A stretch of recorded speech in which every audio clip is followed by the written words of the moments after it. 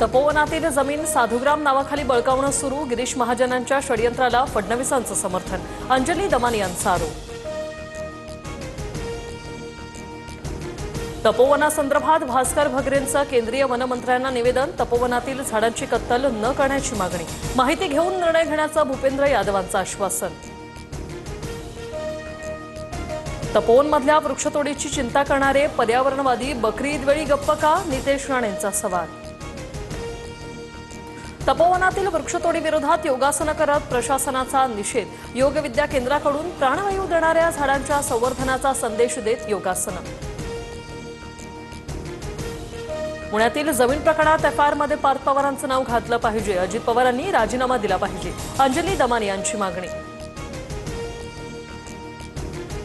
दिग्विजय पाटील आणि जय पवारांच्या लग्नानंतर पुन्हा चौकशीला हजर राहण्याची शक्यता. दिग्विजय पाटलांकडून पुणे पोलिसांना जय पवारांच्या लग्नाचं कारण.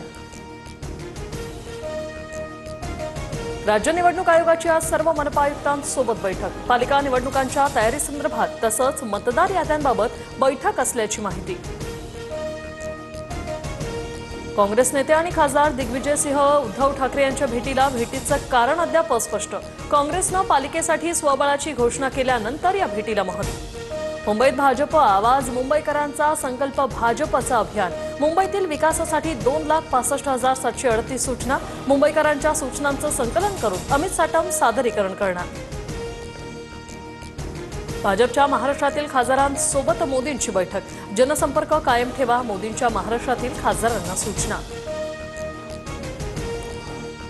डिजिटल सातबाऱ्याला कायदेशीर मान्यता. बावनकुळेंचे जिल्हाधिकाऱ्यांना आदेश.